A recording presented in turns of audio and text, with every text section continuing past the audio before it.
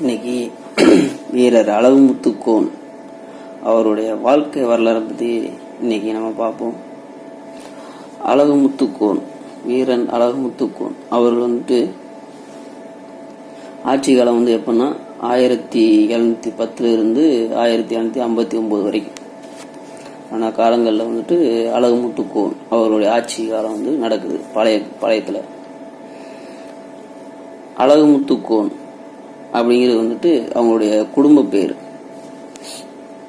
இதுல வீரன் அழகுமுத்துக்கோன் அவர்களுடைய தந்தை பேர் அழகுமுத்துக்கோன், தாய் பேர் அழகுமுத்தம்மா.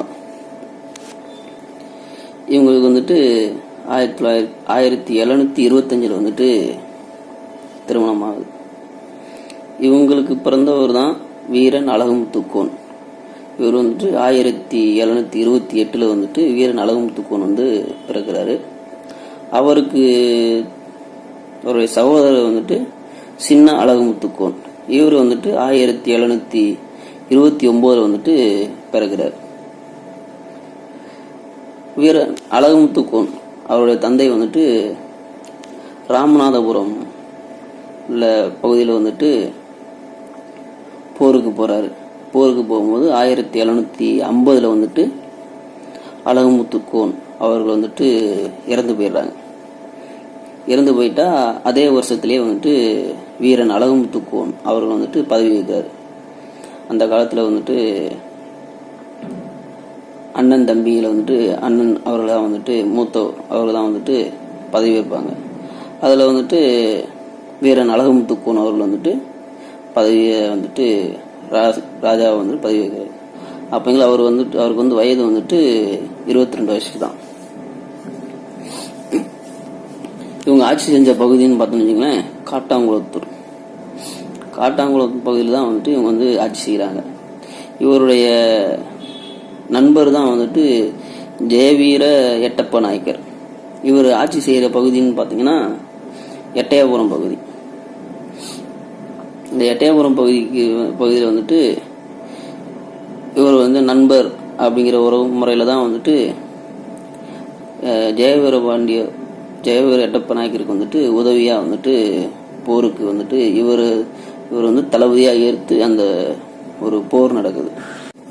ஜெயவீரபாண்டிய எட்டப்ப நாயக்கர் அவர் எட்டயபுரம் பெத்தநாயக்கன் கோட்டைக்கு தலைவராக இருக்காரு.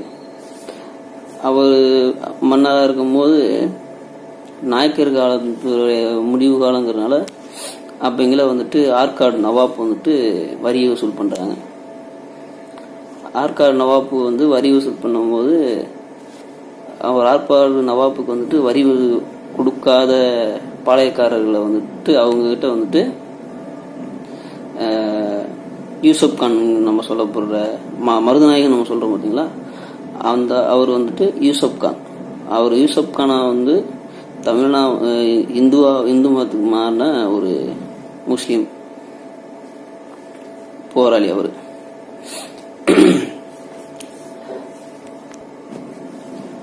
அவர் மூலமா ஆற்காடு நவாப் அந்த வரி வசூல் பண்றாங்க. அந்த கப்பம் கட்டுறதுங்கிறது நம்ம இப்ப எப்படி வரி கட்டுறோமோ அது போல வரி கட்டுறது. அந்த ஆற்காடு நவாப் அவர் ஆங்கிலேயர் மூலமா அந்த வரி வசூல் பண்ணணும்னு ஆங்கிலேயர்கள் நியமிக்கிறாங்க. அந்த ஆங்கிலேயர் நியமிக்கும் போது நம்ம இந்த பெர்சன்டேஜ் கணக்கு சொல்றோம் பார்த்தீங்களா, அந்த பெர்சன்டேஜ் கணக்குல உங்களுக்கு இவ்வளவு வரி வசூல் பண்ணும்போது உங்களுக்கு இவ்வளவு அப்படி சொல்லி ஆங்கிலேயரோட ஒரு ஒப்பந்தம் பண்றாரு. அதுல இருந்து தான் ஆங்கிலேயர் கொஞ்சம் கொஞ்சமா நம்ம இந்தியாவுக்குள்ள அவங்களுடைய இதை நுழையிறாங்க. அவங்கள யூசப் கானும் அலெக்சாண்டர் கிராண்டும் எட்டயபுரம் கோட்டை பெத்தநாயக்கன் கோட்டைக்கு வராரு. அதுல தளபதியா அழகுமுத்துக்கோன் அவர்கள் தலைமையில போர் நடக்குது. அந்த காலத்துல பெத்தநாயக்கம் கோட்டையும் சரி அழகுமுத்துக்கோன் அவர்கள் ஒரு குறுநில மன்னர்கள் தான். அப்படிங்கும் போது அவங்க கிட்ட படைபலங்கிறது ஒரு 5000 பேர் 6000 பேருக்குள்ளதான் அவருடைய படை வீரர்கள்லாம் இருக்காங்க. ஆனால் ஆங்கிலேயர்கிட்ட வந்துட்டு 30,000 பேர்கிட்ட இருக்காங்க. 30,000 பேர் இருக்கும்போது இருந்தாலும் கொஞ்சம் வீரத்தோட வந்துட்டு அவங்க கூட வந்துட்டு ஆங்கிலேயரோட வந்துட்டு போரிடுறார். போரிட்டா ஆங்கிலேயர்கிட்ட வந்துட்டு துப்பாக்கி, பீரங்கி அது போன்ற ஆயுதங்கள்லாம் இருக்கு. நம்ம வீரன் அழகுமுத்துக்கோன் அவர்கிட்ட வந்துட்டு வேல், கம்பு, அருவா, கத்தி இதுதான், அதை வச்சு போரிடுறாங்க. இறுதியில் வந்துட்டு அழகுமுத்துக்கோன் அவர்களுடைய வீரன் அழகுமுத்துக்கோன் அவருடைய படை வீரர்கள்லாம் வந்துட்டு இறந்து போயிடுறாங்க. இறந்து போயிட்டா அதில் வந்துட்டு ஒரு 248 பேர் வீரர்களும் ஒரு 6 தளபதிகளும், அதாவது மொத்தம் 7 தளபதிகள் வந்துட்டு யார் நம்ம வீரன் அழகுமுத்துக்கோன் அவரோட சேர்த்து 7 பேரை வந்துட்டு கைது செஞ்சு காட்டாங்குளத்துக்கு பக்கத்தில் இருக்க நடுக்காட்டூர் கொண்டு போயிடுறாங்க. கொண்டு போயிட்டா எல்லாரும் இரும்பு சங்கிலியால் வந்துட்டு கெட்டி வச்சிடுறாங்க. கெட்டி வச்சுட்டா நீ வந்துட்டு கப்பம் கட்டணும் அப்படின்னு சொல்கிறாங்க. அவங்கள வந்துட்டு நான் வந்து கப்பம் கட்ட முடியாது அப்படிங்க, இல்லைன்னா உங்களுடைய வீரர்கள் வந்துட்டு மடிவார்கள், ஒவ்வொருத்தங்களாக கொண்டுருவோம் அப்படின்னு சொல்கிறாங்க. உடனே வீரன் அழகுமுத்துக்கோன் அவர்கள் வந்துட்டு நாங்கள் வந்து மக்களுக்காக வாழ்ந்தோம், மக்களுக்காக மறைந்தோம் தான் இருக்குமே ஒழுசு உன் காலில் ஒரு நாளும் மண்டியிடவும் மாட்டேன் அப்படின்னு ஒரு வீர முழக்கமே ஏறுறாரு. அப்பங்கிற வந்துட்டு யூசப் கானும் அலெக்சாண்டர் கிராண்டும் வந்துட்டு அந்த 248 பேருடைய வலது கையை வந்துட்டு வெட்டி இது பண்ணுறாரு. அப்போனாச்சும் வந்துட்டு அழகுமுத்துக்கோன் அவர்களுக்கு வந்துட்டு ஒரு பயம் வரும் அப்படின்னு. இருந்தாலும் வந்துட்டு அழகுமுத்துக்கோன் அவர் வந்துட்டு மடிந்தாலும் மக்களுக்காகவே மடிவேன் அப்படின்னு சொல்றாரு. அந்த 248 பேரும் கொல்லப்படுறாங்க. அப்படியும் வீரன் அழகுமுத்துக்கோன் வந்துட்டு கப்பம் கட்டவும் முடியாது, எதுவும் பண்ண முடியாது அப்படிங்கிறார். சரி, இந்த 6 தளபதிகளையும் சேர்த்து உன்னையும் சேர்த்து மன்னித்து விடுகிறேன், நீ கப்பம் கட்ட வேண்டாம், மன்னித்துக் கொள்ளுங்கள் என்று ஒரு வார்த்தை மட்டும் சொல்லு அப்படின்னு யூசப் கான் வந்துட்டு சொல்றாரு. நீயும் ஒரு தமிழ்னா போயிட்டேன், நானும் ஒரு தமிழ்னா போயிட்டேன், அதனால உனக்கு வந்துட்டு மன்னிச்சிருங்க அப்படின்னு ஒரு வார்த்தை சொல்லு, உன்னை விடுதலை செஞ்சிடறோம் அப்படின்னு சொல்றாங்க. வாழ்ந்தாலும் வீழ்ந்தாலும் சரி, இந்த மக்களுக்காகவே வாழ்வேன், இந்த மக்களுக்காகவே வீழ்வேன் அப்படின்னு வீர முழக்கம்புறாரு. என்னை போன்ற தலைவர்கள் வந்துட்டு இன்னும் வருங்காலத்தில் அதிகமாக வரலாம். அவங்களுக்கு முன்னாடி வந்துட்டு வீரமா இறந்தேனே இருக்கணுமே உழுசு, என்னை போல வீரமா வாழ்ந்தாங்க வருவாங்க உழுசு, ஒரு நாள் உங்க காலில் மண்டிட மாட்டாங்க அப்படின்னு வீரமா வீரன் அழகுமுத்துக்கோன் அவர் வந்து சொல்றாரு. உடனே வந்துட்டு வீரன் அழகுமுத்துக்கோன் அவர்களை வந்துட்டு அழகுமுத்துக்கோன் கூட அந்த தளபதி எல்லாருமே வந்துட்டு பீரங்கியில் வந்துட்டு கட்டி அணுகுண்டு அந்த இது பீரங்கியில் வந்துட்டு சுடுறாங்க. சுட்டா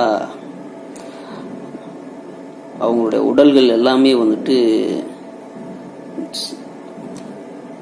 அப்படியே சிதறடிக்கப்படுது. ஒரு போர் வீரனை சிதறடிக்கப்பட்டு கொன்ன தலைவர் அப்படின்னு பார்த்தோம்னா, போர் வீரன் பார்த்தோம்னா, சுதந்திர போராட்ட வீரன் பார்த்தோம்னா வீரன் அழகுமுத்துக்கோன் அவர்களை மட்டும்தான் இருக்க முடியும். வீரன் அழகுமுத்துக்கோன் அவர் வந்துட்டு சாகருக்கு முன்னாடி சொல்றாரு, என்னைய கொன்று என்னைய கொல்லாம நீ விட்டுட்ட, உன்னை ஒருத்தம் கூட விட மாட்டேன், எல்லாரையும் அழிச்சிருவேன் அப்படின்னு வீர முழக்கத்தோடையும் அப்பையும் தன்னுடைய சாவினுடைய விளிம்பிலையும் கூட கர்ஜனையாக தான் பேசினார். அந்த அளவுக்கு வீரன் அழகுமுத்துக்கோன் வந்துட்டு ஒரு போர் வீரனா இருந்தவர். வீரன் அழகுமுத்துக்கோன் அவர்கள் வந்துட்டு சேர்வக்காரர், சேர்வைன்னு சொல்லுவாங்க, அழகுமுத்துக்கோன் சொல்லுவாங்க. இதில் வந்து ஜாதி சமூகம் பார்த்து வந்துட்டு வீரன் அழகுமுத்துக்கோன் அவர் வந்துட்டு பார்க்கக்கூடாது. ஏன்னா வீரன் அழகுமுத்துக்கோனுங்கிற வந்துட்டு அவரை வந்துட்டு ஒரு சாதிக்குள்ளே அடைக்கணும்னு நினைக்காதீங்க. ஏன்னா இந்த வீரன் அழகுமுத்துக்கோனாக இருந்தாலும் சரி, புலித்தேவர், சின்ன மருது, பெரிய மருதுகள், கட்டபொம்மன், இவர் எல்லாருமே வந்துட்டு நம் நாட்டு மக்களுக்காக வந்துட்டு போராடின போராளிகள், தலைவர்கள். அவங்க எல்லாரையுமே வந்துட்டு ஒரு ஜாதிக்குள்ளே அடைச்சி அவங்கள வந்து சாதிய தலைவராக காட்ட வேண்டாம். எல்லாருமே வந்துட்டு நம்ம இப்போ சுதந்திரமாக இருக்கிறதுக்கு ஒரு போராடி தன்னுடைய உசுரை விட்ட தலைவர்கள். அவங்கள வந்துட்டு ஜாதியாக பார்க்காம அவங்களுக்குரிய மரியாதையை நம்ம கொடுக்கணும். நன்றி, வணக்கம்.